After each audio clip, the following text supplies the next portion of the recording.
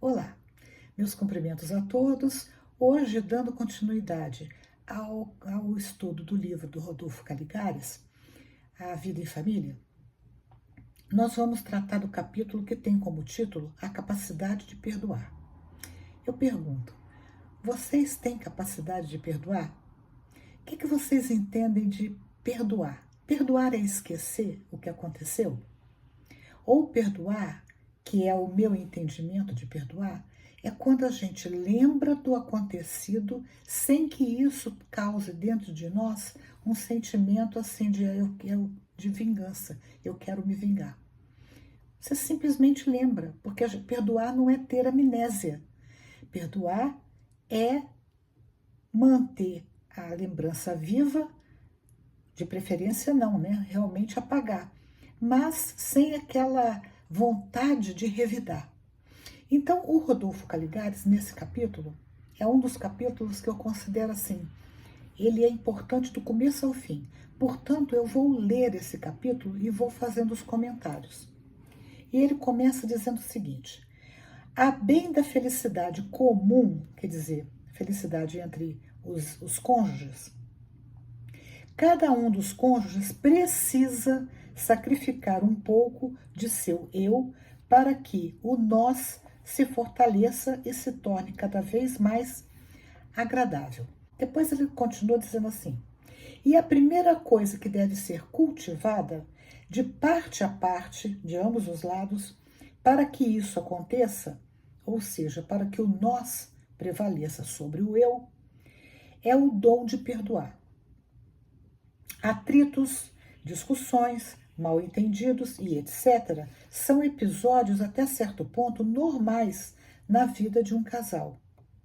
E se não houver compreensão e tolerância recíprocos, né, de um para com o outro, no sentido de minimizá-los, quer dizer, minimizar o quê? Os atritos, as discussões, os mal-entendidos, e superá-los, o lar acabará deixando de ser um reduto de amor, de paz e de alegria, para se transformar em campo de guerra, fria ou quente, mas de qualquer maneira deprimente e deplorável.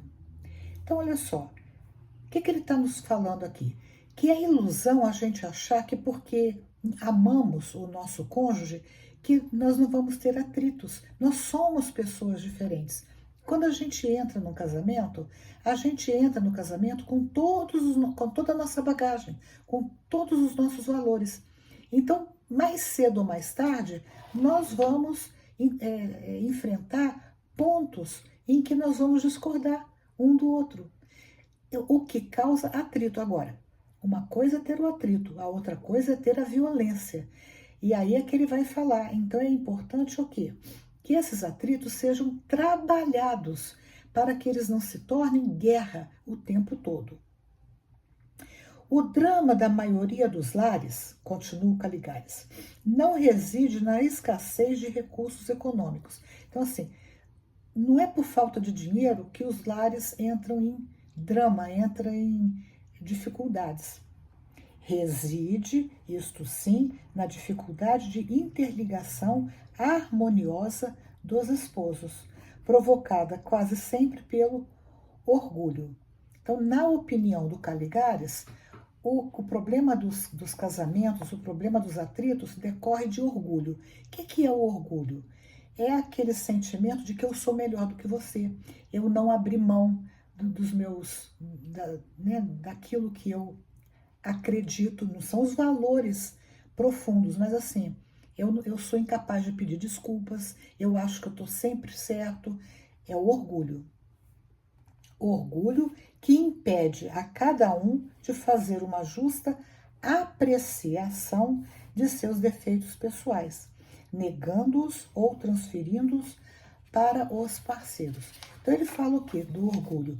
Que no orgulho a gente deixa de ter aquele senso crítico de reconhecer aonde que o que me cabe na problemática dos atritos. Então eu não vou admitir, eu estou sempre certo, eu não vou admitir onde eu posso, abrir mão onde que eu estou errado.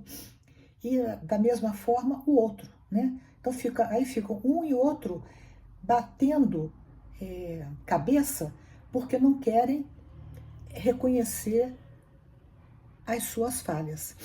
E ele fala uma coisa importante, que é: eu nego que eu tenho meus defeitos e transfiro os meus defeitos para o outro. Então, você que faz, você que acontece. Nunca admitindo que o problema pode ser também meu. O problema não é só meu, mas o problema também pode ser meu. O Caligares continua: possuíssem ambos, marido e mulher, um pouquinho de humildade. Então, o que é humildade? É aquela virtude onde você reconhece as suas deficiências. Ali você está sendo humilde. E é a humildade espiritual, né? Você avaliar internamente qual é a sua problemática. E aí eu vou dizer, não, aqui ó, eu tenho essa dificuldade realmente. Então, o suficiente para perceberem que ninguém é perfeito neste mundo, que cada um de nós carece adquirir ainda determinadas qualidades e todos nos ressentimos de alguns aspectos de caráter desagradáveis. Quer dizer, todos nós temos questões que são desagradáveis para o outro. E não haveria tantos antagonismos irredutíveis nas relações familiares. Então, se nós tivéssemos essa capacidade de nos pensarmos e reconhecermos os nossos defeitos, a gente não entraria em tanta contenda, em tanta briga, em tanta dificuldade de reconhecer as nossas deficiências. E ele continua: se houvesse também em cada lar um mínimo de evangelização, e o que é evangelização? É o conhecimento dos ensinos de Jesus. Se houvesse um mínimo, pequenininho, considerariam os esposos estas preciosas máximas de Jesus. Bem-aventurados os misericordiosos, porque eles alcançarão misericórdia. Então, são bem-aventurados porque nós, quando somos misericordiosos, ou seja, bondosos, compreensivos com o defeito do outro, nós criamos em redor de nós uma aura de boa vontade.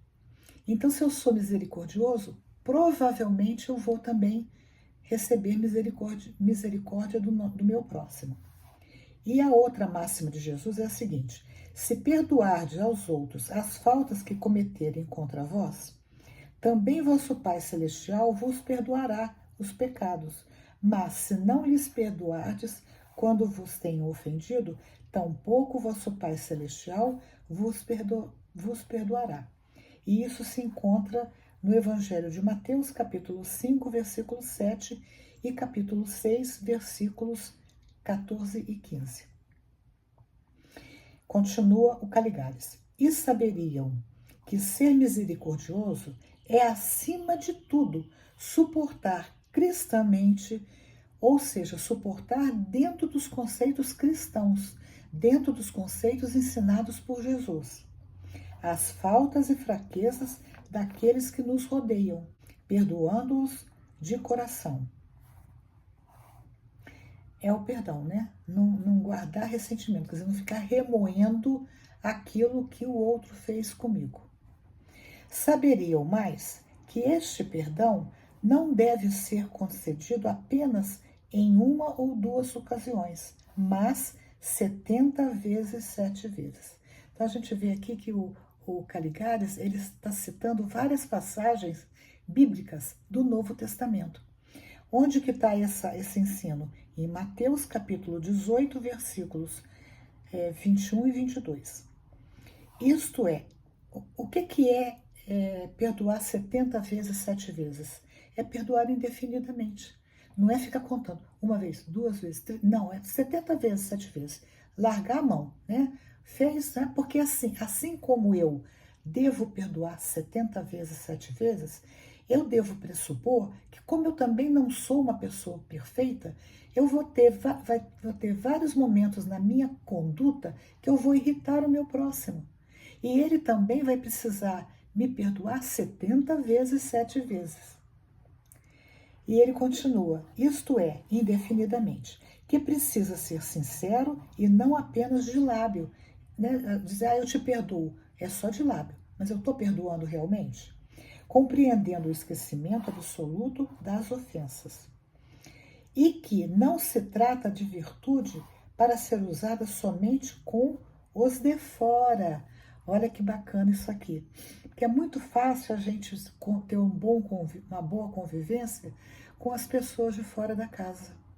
Então ele está chamando a atenção da gente para que nós precisamos, com os de dentro de casa, ou seja, meu pai, minha mãe, meu sogro, minha sogra, meus cunhados, meus filhos, meus irmãos, os de dentro de casa são os primeiros que eu devo tentar desenvolver uma convivência harmoniosa. Mas principalmente intramuros. O que é o intramuros? É dentro de casa. Porque do lado de fora é fácil eu ser misericordioso com as pessoas do lado de fora. Com o próximo, que nos esteja mais próximo. Ótimo, continua o Caligari, seria se, cada vez que um dos cônjuges se julgasse desconsiderado ou ofendido, ao invés de partir para o revide é dar o troco, né? Eu vou me vingar, é o revide. As pirraças e coisas que tais evocasse a figura serena do Nazareno. Quem é o Nazareno? É Jesus. Então, naqueles momentos de crise, em vez de brigar, gritar, né, partir para a vingança, eu pense em Jesus. Dirigindo-se aos que intentavam lapidar a mulher adúltera. Vamos lembrar como que Jesus agiu com relação àquela situação da mulher adúltera. Vamos lembrar como é que foi isso? É aquela passagem em que uma mulher que tinha cometido adultério foi levada à praça pública para que Jesus a julgasse. Então, homens levaram essa mulher para a praça pública e a intenção deles não era nada nobre. Eles queriam montar uma armadilha para Jesus, porque se Jesus perdoasse a mulher, né, dissesse, não, ela tá certa, ela estaria indo de encontro, quer dizer, batendo de frente com a lei de Moisés, que mandava apedrejar a mulher. E se ele mandasse apedrejar a mulher, ele estaria indo de encontro com a sua lei de amor. E isso se encontra em João capítulo 8, versículo 7.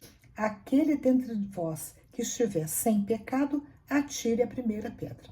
Foi isso que Jesus falou quando os homens falaram para ele, o que a gente faz com ela?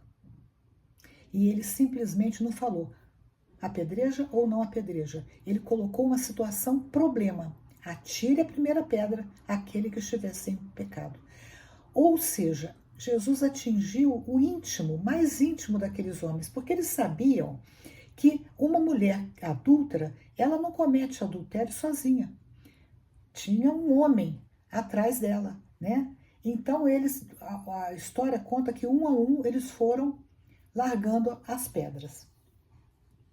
Isso os ajudaria a perdoarem-se mutuamente, como convém que o façam, porque através desses exames de consciência haveria de ficar evidenciado que, se ela, a esposa, tem razões para não gostar de certos modos do marido, como, por exemplo, um marido que grita, que esperneia, né? Ela pode não gostar disso, né? Que fala palavras indecorosas, ela pode se sentir ofendida por isso. Ou que seja implicante, fanático por futebol, são exemplos que o Caligares dá, tá, gente? Ele, o marido, a seu turno, quer dizer, por sua vez, pode não estar nada satisfeito com alguns costumes dela, tais como dizer invariavelmente não aos seus convites e sugestões. gastar tanto dinheiro em cosméticos e futilidades da moda, ou deixar que os trens, ele usa essa palavra mesmo, tá? Eu não estou inventando não, quer dizer, os utensílios da cozinha se amontoem na pia para serem lavados e guardados só no dia seguinte e etc. Então, isso pode ser motivo de irritabilidade para o marido, principalmente se esse marido vem de um lar onde a sua mãe ou quem o criou, uma pessoa ordeira, tinha tudo bem certinho, bem caprichado. Aí ele casa com uma moça que é bagunceira. Isso pode deixá-lo bastante irritado. Então, se por um lado ela pode ficar irritada com ele pelos seus modos indelicados, por outro ele pode ficar irritado com ela porque ela é gastadeira, porque ela é bagunceira e etc. Aí o Caligares continua dizendo o seguinte: seria de bom alvitre, ainda, que nos maus momentos cada cônjuge comparasse o objeto do seu desgosto com as boas coisas que tem recebido do outro. Eu acho que eu já contei em um dos vídeos aqui o episódio com uma amiga que ela vinha frequentemente reclamando do marido e dizendo que queria se separar dele porque não aguentava mais, parará, parará. E eu ouvia.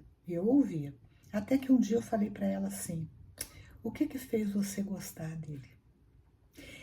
E ela levou um choque, porque ela não esperava essa observação. E é o que o Caligares está falando aqui, ó. Parar para pensar nas boas coisas que tem recebido do outro, procurando avaliar como se sentiria privado delas. Porque às vezes a gente, naqueles momentos de crise, a gente deixa de considerar o lado bom do outro, a gente só se fixa no lado ruim. Estamos certos, continua o Caligares, de que, na maioria dos casos, o lado positivo do companheiro haverá de pesar mais na balança da felicidade. E se é assim, por que não aumentar as horas doces e suaves da vida conjugal, aprendendo a ser menos briguento e mais perdoador? Esse é o texto do Caligares. A gente sabe que tem situações que são realmente muito difíceis, né? E eu costumo dizer o seguinte: a gente deve perdoar, mas sem que isso coloque a tua segurança em risco. Se colocar a sua segurança em risco e a segurança das crianças em especial, então é melhor que se separem, viver bem separado do que junto aos trancos e barrancos. Gostaram desse texto? Se gostaram, dê um joinha, compartilhem, comentem e até o próximo vídeo, se Deus quiser.